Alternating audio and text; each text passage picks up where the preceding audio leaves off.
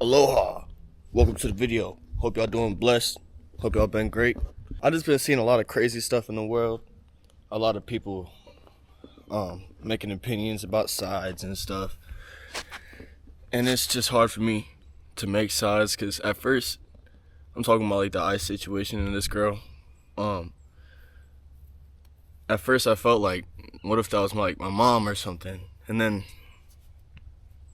I started thinking, if I was an officer, like I got family back home, I got a wife and kids, and it's just a fuck situation, like entirely. And I don't know. There's just not a good side about it. But the only way is God. Sides is out the picture at this point. Humans, you can't put your trust in humans. Just be careful the sides because they want to create division. They don't want people to come together. Social media just does a really good job at dividing people. You know, every day is not promised. So love while you can. Love the people that you can while you can. And be forgiving because you never know. Motivation comes and goes, but discipline stays. Motivation is how you feel. Discipline is what you do, even when you don't feel like it. If you wait to be motivated, progress will be inconsistent. When you build discipline, you move forward regardless of the mood. Discipline is a decision to show up daily, and over time, it creates the results motivation only promises.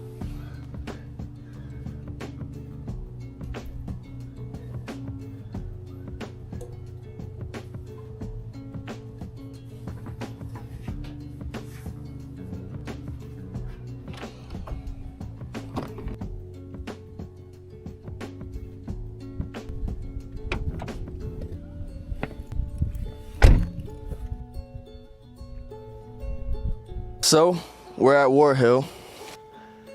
It's a cool little spot. It's like a spot where, well, over there's like campsites and stuff, and you can, camp over there.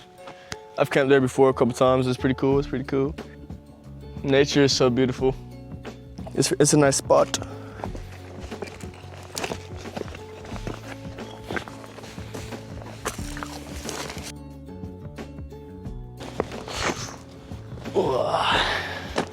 In nature, the noises fade, the air feels cleaner, and the simple things, firelight, fresh air, quiet mornings, become enough. Out there, we remember that peace doesn't come from having more, but from appreciating what's already around us.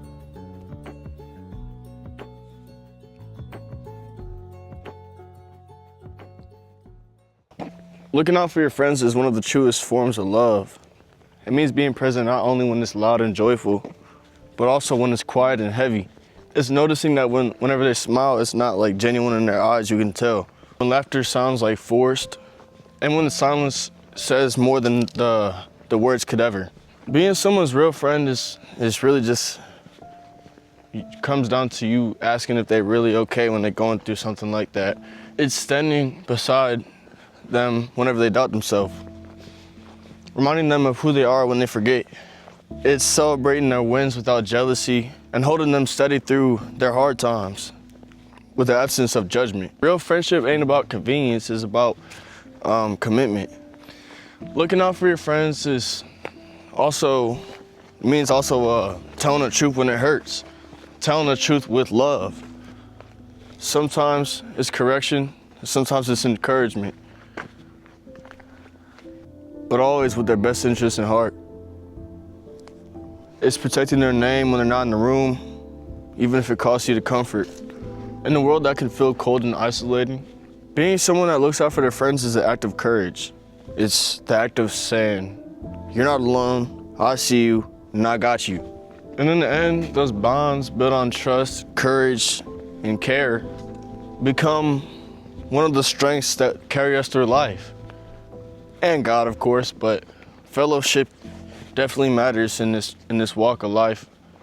I feel like now more so than ever, people kind of shy away from that because there's a lot of people that are snakes, and you can win by yourself, but it's a lot easier when you got reliable people.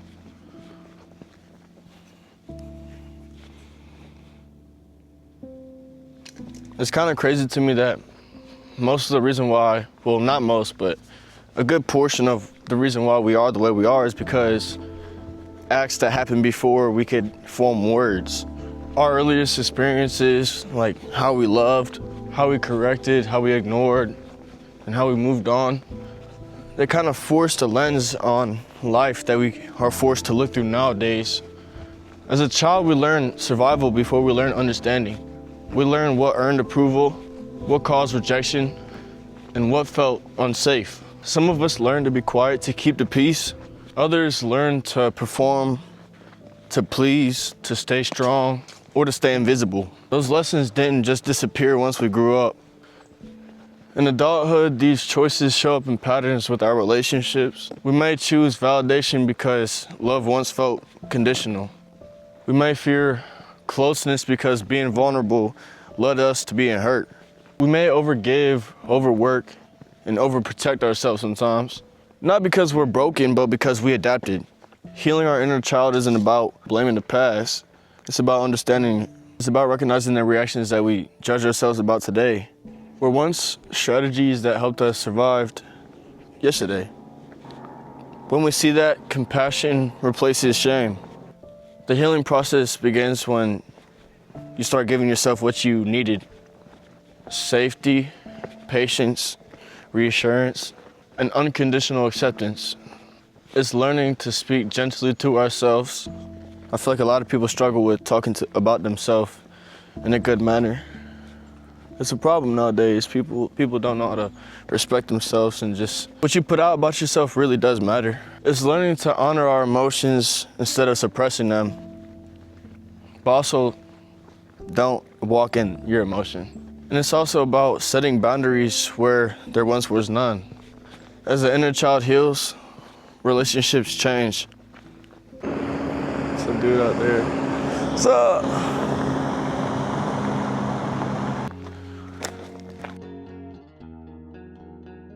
There's a moment when the hands that once steadied you release the grip. Not because they didn't love you, but because they believed in you. Letting go is an act of trust. Falling was part of the lesson. Wobbling taught you balance. Fear taught focus, and movement taught freedom. In life, growth often seems like abandonment at first. Support fades, when guidance goes quiet, when the familiar disappears. It can feel like a loss. But many times it's just initiation. It's kind of like getting monetized on YouTube. Like the first, in like 6 months, you're probably not gonna get monetized. You're just doing it. It's the transition from being carried to being capable, from dependence to responsibility, from safety to strength. The pain of falling didn't mean you failed. It meant that you were learning. The scraped knees were proof that you tried. And the moment you realized you were moving forward on your own, something shifted. Confidence replaced fear. You weren't being held anymore, yet you weren't crashing anymore. Some let go too early, some too late. But when it's time, letting go is love in the most disciplined form. It says, I won't stunt my growth just to ease my anxiety. If you're riding alone and there's no voice guiding you, don't assume that you were forgotten. Assume that you were trusted. Keep pedaling. Balance doesn't come from being held. It comes from feeling out the motion and doing the motion. And eventually, you'll understand the freedom you feel now is because someone trusted to let go.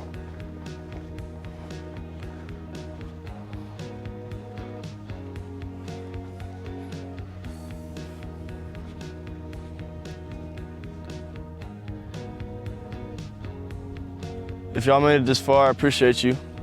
Please subscribe and drop a like and comment down below if you have any critiques and or just a part you enjoyed. I appreciate you guys. Deli Hana, signing out. Bruh, I hate that we live in a day and age that we just can't be like openly kind to people and them not worry. This lady was just on the path and I was just saying hi, and because she had a dog and stuff, I wanted to pet the dog because it was all fluffy and cute. So I just said hi. Like, I could tell that she was like offset a little bit, and It's like, bruh, back in the day, I feel like you wouldn't have to like worry like that. I hate that people have to worry like that now. But you gotta be cautious. You gotta look out for yourself. Unfortunately, nowadays.